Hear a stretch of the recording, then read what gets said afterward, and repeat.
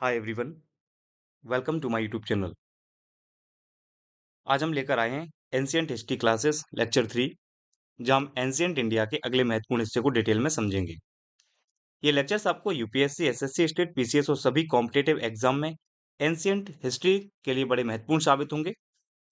आज की क्लास में हम नए कॉन्सेप्ट्स को देखेंगे, एग्जाम ओरिएंटेड फैक्ट्स को कवर करेंगे।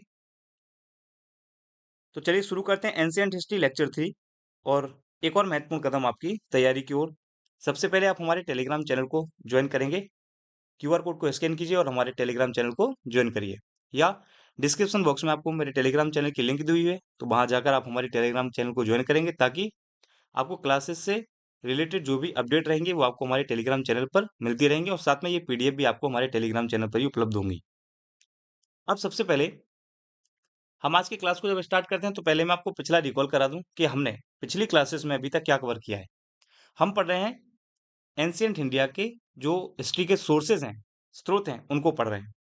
स्रोतों को मैंने आपको बताया था, 2 भागों में डिवाइड किया था, एक आर्कियोलॉजिकल सोर्सेस और दूसरे लिटरेचरी सोर्सेस यानी साहित्यिक स्रोत और पुरातात्विक स्रोत। जिनमें हमने स्टार्ट किया है साहित्यिक स्रोत को। साहित्यिक स्रोत को भी कई भागों में क्लासिफाइड करते हैं, जिनमें हम पढ़ रहे हैं पहले रिलीजियस सोर्स, धार्मिक जो स्रोत रहते हैं उनको, जिनमें हमने सबसे पहले वेदों को कवर करना है। और वेदों के क्रम में हमने पिछले लेक्चर में 2 वेदों को फिनिश किया है, ऋग्वेद और सामवेद। उसी क्रम को आगे बढ़ाते हुए आज की क्लास में हम सबसे पहले डिस्कस करने वाले हैं यजुर्वेद के बारे में। अब यजुर्वेद क्या है दोस्तों? यजुर्वेद यजु वर्ड से मिलकर बना है, जिसका अर्थ होता है यज्ञ एवं बलिदान, यानी यजन एंड सेक्रीफाइस। सो अगर आपसे यजुर्वेद में यजु का अर्थ पूछा जाए, लिटरल मीनिंग पूछा जाए इसका, तो क्या बताएंगे? यजना एंड सेक्रीफाइस, यज्ञ एवं बलिदान। जो यजुर्वेद है दोस्तों, इसमें यज्ञों, कर्म कांडों के नियम से संबंधित आपको मंत्र देखने को मिलेंगे। रूल्स ऑफ यजन एंड रिचुअल्स, मतलब यज्ञ कैसे करना है, क्या दिशा होनी चाहिए, जो हवन कुंड है वो किस डायरेक्शन में बनाया जाएगा, यज्ञ में जो हवन में आहुति देनी है उनके क्या प्रावधान है, क्या नियम है, वो सारी बातें जो हमें देखने को मिलती हैं वो यजुर्वेद में देखने को मिलती हैं। यजुर्वेद की एक खास बात और है, चारों वेदों में एकमात्र ऐसा वेद है जो गद्य और पद्य दोनों में आपको देखने को मिलेगा, प्रेज एंड वर्स में आपको देखने को मिलेगा। यजुर्वेद की रचना माना जाता है कि ये इसकी रचना है ये कुरुक्षेत्र में हुई है। और जो यजुर्वेद के रिसाइटर होते हैं, ज्ञानी होते हैं, अर्थात जो यजुर्वेद के मंत्रों का उच्चारण करते हैं, उनको अध्वर्यु कहते हैं। खास बात है कि अभी तक हमने जो 2 वेद पढ़े हैं उनके भी रिसाइटर हमको याद होना चाहिए। तो यहाँ पे मैं आपको बता दूं, अगर हम ऋग्वेद के रिसाइटर की बात करते हैं तो होत्र कहलाते हैं, सामवेद के रिसाइटर उद्गाता कहलाते हैं, और वहीं अगर हम यजुर्वेद के रिसाइटर देखते हैं तो वो अध्वर्यु कहलाते हैं। यजुर्वेद में ही हमें गीता के निष्काम कर्म का उल्लेख भी मिलता है। डिस्क्रिप्शन ऑफ निष्काम कर्म ऑफ गीता, कर्म करो फल की इच्छा मत करो, तो ये जानकारी गीता के निष्काम कर्म का उल्लेख है। इसके अलावा यजुर्वेद में ही हमें हाथियों को पालने की जानकारी मिलती है, डोमेस्टिकेशन ऑफ एलिफेंट। अब दोस्तों जो यजुर्वेद है इसके 2 भाग हैं, एक शुक्ल यजुर्वेद और कृष्ण यजुर्वेद। क्या अंतर है दोनों में? तो शुक्ल यजुर्वेद हमें पद्य में मिलता है, वर्ष में मिलता है, और कृष्ण यजुर्वेद प्रोज में मिलता है, यानी गद्य में मिलता है। चूंकि शुक्ल यजुर्वेद का संकलन वाजसनेयी ने किया है, इसलिए इसको वाजसनेयी संहिता के नाम से भी जानते हैं। और जो कृष्ण यजुर्वेद है ये साउथ इंडिया में फेमस है और शुक्ल यजुर्वेद नॉर्थ इंडिया में फेमस है। और शुक्ल यजुर्वेद की 2 ब्रांचेस हैं, कण्व और माध्यान्ह। वहीं कृष्ण यजुर्वेद की 4 शाखाएं हैं, तैत्तिरीय, काठक, मैत्रायणी और कपिस्थल। तो हमें ये टोटल 7 शाखाएं याद रखनी है, जिनमें से कृष्ण यजुर्वेद की 4 शाखाएं हैं और शुक्ल यजुर्वेद की 2 शाखाएं हैं। तो ये सारी इंफॉर्मेशन किसके बारे में? यजुर्वेद में। इतना ही सफिशियंट है आपको जानने के लिए। नेक्स्ट जो हमारा वेद है वो है अथर्ववेद। अब अथर्ववेद क्या है? तो अथर्ववेद को कंपाइल किया है अथर्वर्ण और आंगिरस ऋषि ने। बेसिकली इनको अथर्वा ऋषि और आंगिरस कहते हैं, क्योंकि इन दोनों ने इसको कंपाइल किया। इसको अथर्वांगिरस वेद के नाम से भी जानते हैं।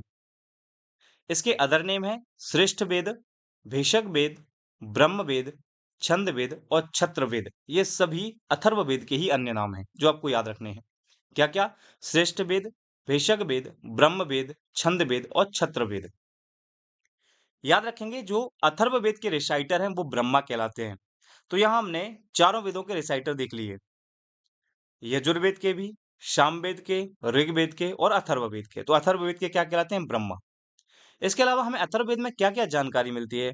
तो अथर्ववेद से हमें जादू टोने की जानकारी, मैजिक, जंत्र मंत्र, जादू टोना, भूत प्रेत, वशीकरण, इसके अलावा आयुर्वेद, चिकित्सा, शल्य चिकित्सा यानी सर्जरी, लौकिक जीवन जिसको सेकुलर लाइफ कहते हैं, और बैक्टीरियोलॉजी यानी कि जीवाणु विज्ञान, ये सारी इंफॉर्मेशन जो है वो हमें अथर्ववेद से मिलती है। इसे अथर्ववेद बड़ा इंपॉर्टेंट वेद माना जाता है चारों वेदों में, क्योंकि पहली बार सर्जरी अगर हमें कहीं उल्लेख मिलता है, डिस्क्रिप्शन मिलता है सर्जरी का, शल्य चिकित्सा का, तो वो अथर्ववेद है। अथर्ववेद में ही जो सभा समिति हैं उनको प्रजापति की दो पुत्रियां कहा गया है, टू डॉटर्स ऑफ प्रजापति। तो अथर्ववेद में ये सारी बातें आपको याद रखनी है। नेक्स्ट आगे बढ़ते हैं। अब अथर्ववेद के और उपनाम क्या-क्या हैं? तो हमने कहा इसको महिवेद भी कहते हैं, ब्रह्मवेद भी कहते हैं, अथर्वांगिरस वेद भी कहते हैं। क्यों महिवेद क्यों? अथर्ववेद में पृथ्वी सूक्त में पृथ्वी को माता कहा गया है। अथर्ववेद में से महत्वपूर्ण पृथ्वी सूक्त होने के कारण अथर्ववेद को महिवेद, जो तो महिवेद क्यों कह रहे हैं हम? तो in the Prithvi Sukta of Atharvaveda the earth has been called mother due to the presence of this important Prithvi Sukta in Atharvaveda, so Atharvaved has also been called Mahived। तो अथर्ववेद को महिवेद के नाम से। अब ब्रह्मवेद क्यों कहते हैं? तो अथर्ववेद का वाचन करने वाले जो पुरोहित हैं, पुरोती हैं, उनको ब्रह्म कहा जाता है, इसी कारण इसे ब्रह्मवेद कहते हैं, जो भी हमने देखा था। The purohit who recited the Atharvaveda was called Brahma, so इसलिए इसको ब्रह्मवेद भी कहते हैं। अथर्वांगिरस वेद क्यों कहते हैं? अथर्ववेद के दूसरे दृष्टा आंगिरस ऋषि थे, इनके नाम पर इसे अथर्वांगिरस वेद भी कहा जाता है। इसी प्रकार अथर्वा ऋषि इसके प्रथम दृष्टा होने के कारण इस वेद का मुख्य नाम या सर्व प्रचलित नाम अथर्ववेद भी है। तो अथर्व वेद क्यों कहते हैं? The second seal of Atharvaveda was says Angiras, and जो फर्स्ट थे वो कौन थे? अथर्वा। सो इन दोनों के कंपोजिशन के कारण इसको अथर्वांगिरस वेद भी कहते हैं। ठीक है। इसके अलावा पुरोहित वेद और श्रेष्ठ वेद अभी हमने देखा, इसके अदर नेम है। तो ये अथर्ववेद के बारे में इतनी इंफॉर्मेशन थी। नेक्स्ट आगे बढ़ते हैं। अब अथर्ववेद में और क्या-क्या जानकारी मिलती है? तो Atharvaveda first mention Anga and Magadha as distant region, यानी अथर्व में अंग और मगध की पहली बार चर्चा हुई है। तो अंग और जो मगध हैं उनकी चर्चा किस वेद में देखने को मिलती है हमें? अथर्ववेद में। नेक्स्ट, अथर्ववेद में कृषि पद्धति का प्रारंभ की भी जानकारी मिलती है। जो पृथ्वीन्यू है उनके बारे जाता है कि उन्होंने जो है खेती है, कृषि है, उस पद्धति का प्रारंभ किया था। इसके अलावा अथर्ववेद में हमें अतिवृष्टि, अनावृष्टि और फसल को कीटों से बचाने के मंत्र भी मिलते हैं। We find mantras to protect crop from excessive rainfall, drought and insects. तो देखिए ये सारी चीजें हमें अथर्ववेद में देखने को मिल रही हैं। अथर्ववेद में ही परीक्षित की भी हमें चर्चा देखने को मिलती है, और परीक्षित को जो है उन्हें मृत्यु का देवता बताया गया है। जो राजा परीक्षित हैं has been described as the god of death. ठीक। गोत्र जो होते हैं, गोत्र शब्द का भी सर्वप्रथम जो प्रयोग है वो ऋग्वेद में किया गया है, किंतु गोत्र प्रथा का प्रचलन का जो उल्लेख है वो अथर्ववेद में मिलता है। देखिए दोनों बातें, the word gotra was first used in the Rigveda, but the mention of prevalence of gotra system is found in the Atharvaveda. तो प्रचलन जो है जो वो बताया गया किसमें? आपके अथर्ववेद में। इसके अलावा नहरों की पहली बार उल्लेख यानी जो कैनाल्स होते हैं उनकी भी जानकारी हमें देखने को मिलती है, और नहरों को कुल्या कहा गया है अथर्ववेद में। The canal have been called kulya in Atharvaveda. ठीक। दूसरा, अथर्ववेद में सर्वप्रथम अयोध्या और काशी नगरी का भी उल्लेख देखने को मिलता है। So Ayodhya and Kashi are first mentioned in the Atharvaveda. तो ये सारी बातें आपको याद रखनी है। तो भूमि सूक्त, इसके अलावा नेशनल सेंटिमेंट की भी बात की है। जो भूमि सूक्त है, भूमि सूक्त में यानी राष्ट्रीय भावना को प्रेरित करने की बात की गई है। और जो अथर्ववेद की दो शाखाएं हैं दोस्तों, एक शौनकीय यानी शौनक, और पेप्लाद यानी पिप्पलाद। तो इसकी दो ब्रांचेस हैं, शौनकीय और पिप्पलादी। तो इस प्रकार से हमारा अथर्ववेद, तो हमने चारों वेद कंप्लीट किए, ऋग्वेद, यजुर्वेद, सामवेद और अथर्ववेद। आप इन टॉपिक को पढ़ के अपने हिसाब से क्वेश्चन लगाएंगे, आपको मैक्सिमम क्वेश्चन यहीं से मिल जाएंगे।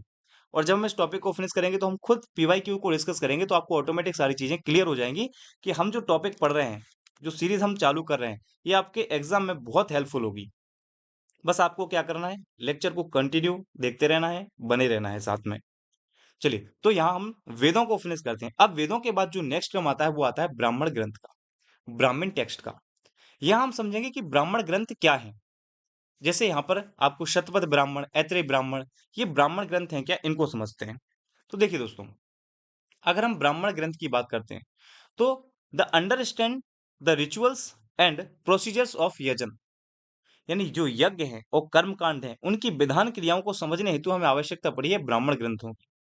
क्योंकि ब्रह्म वर्ड जो है इसका शाब्दिक अर्थ है, लिटरल मीन है यज्ञ, यजनास, यानी यज्ञ के विषयों को अच्छी तरह से प्रतिपादन करने वाले जो ग्रंथ हैं उनको ब्राह्मण ग्रंथ कहा गया है। द टेक्स्ट एक्सपाउंड अबाउट यजनास या सैक्रिफाइसेस।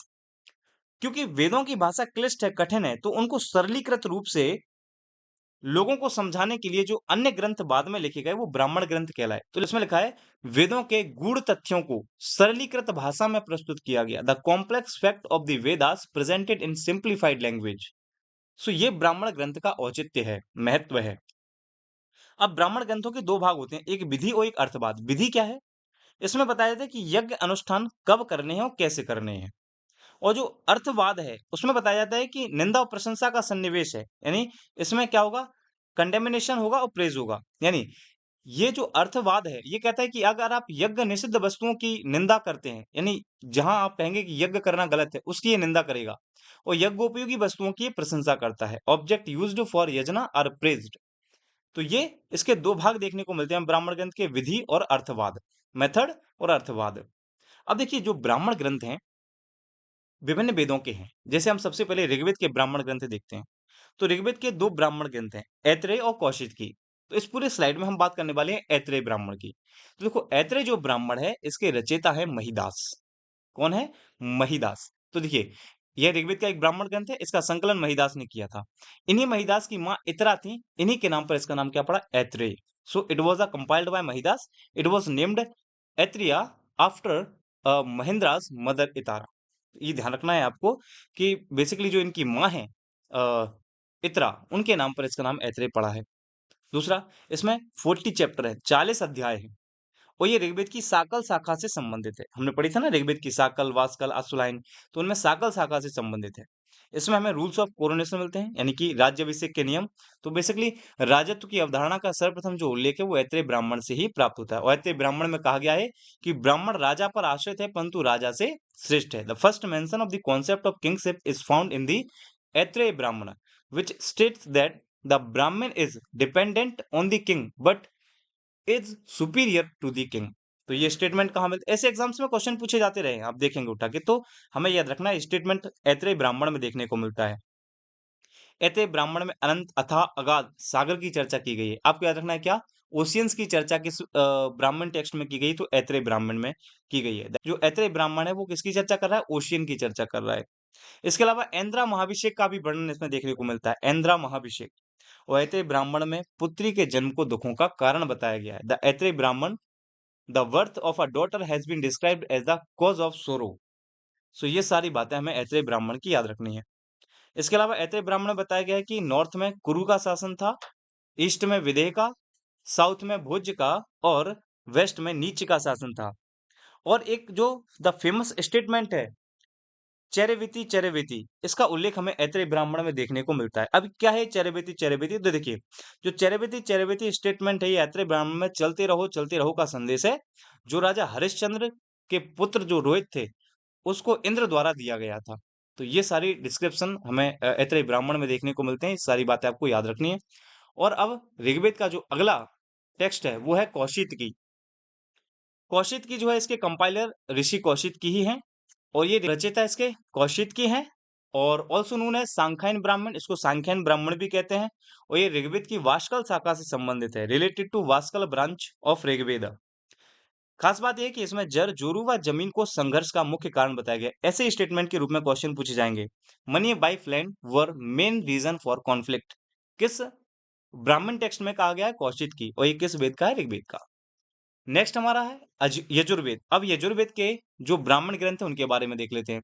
तो बेसिकली हमने पढ़ा था यजुर्वेद की दो शाखाएं हैं, शुक्ल और कृष्ण। कृष्ण साउथ इंडिया में, शुक्ल नॉर्थ इंडिया में। हमने बताया था इसको वाचस्पति संहिता भी कहते हैं। तो यजुर्वेद की जो शुक्ल शाखा है इसमें जो इसका जो ब्राह्मण ग्रंथ है वो है शतपथ। और शतपथ ब्राह्मण के रचयिता याज्ञवल्क्य माने जाते हैं। दोस्तों जो शतपथ ब्राह्मण है इसको हम पंचम वेद या लघु वेद के भी नाम से जानते हैं। ये सबसे बृहद और प्रमाणिक ग्रंथ माना जाता है, largest and most authentic text माना जाता है। ये सबसे प्राचीन ब्राह्मण ग्रंथ भी अगर कोई है तो वो शतपथ ब्राह्मण है। ओल्डेस्ट ब्राह्मण टेक्स्ट इज शतपथ ब्राह्मण, जो किसका है? शुक्ल यजुर्वेद का है। इसी में स्त्री को अर्धांगिनी कहा गया है। The woman is called ardhangini. Shatapatha Brahmana में ही कृषि, जल प्लावन और पुनर्जन्म की जानकारी मिलती है। The theory of rebirth, agriculture और जल प्लावन मतलब जो इरिगेशन वगैरह है इनकी जानकारी हमें देखने को मिलती है। इसके अलावा याज्ञवल्क्य ऋषि की दो पत्नियां थी, मैत्रायणी और तैत्तिरीय, ये ध्यान रखना है आपको। शतपथ ब्राह्मण में विदेह माधव तथा गौतम राहुगण द्वारा पूर्व जन्म में जाने की जो चर्चा है वो मिलती है, इसलिए मैंने कहा इसमें पूर्व जन्म की जानकारी मिलती है। ये ध्यान रखना, विदेह माधव की कथा इसी में मिलती है। इसके अलावा शतपथ ब्राह्मण में सर्वप्रथम पुरुष मेध यज्ञ का वर्णन मिलता है, ये एग्जाम में पूछा गया है। द डिस्क्रिप्शन ऑफ पुरुष मेध यज्ञ is first found in Shatapatha Brahmana. तो ये शतपथ ब्राह्मण यजुर्वेद की शुक्ल का शाखा से संबंधित है और इसके बारे में ये सारे फैक्ट आपको याद रखने हैं। नेक्स्ट हम बात करते हैं कृष्ण यजुर्वेद की। कृष्ण यजुर्वेद का जो ब्राह्मण ग्रंथ है उसका नाम है तैत्तिरीय।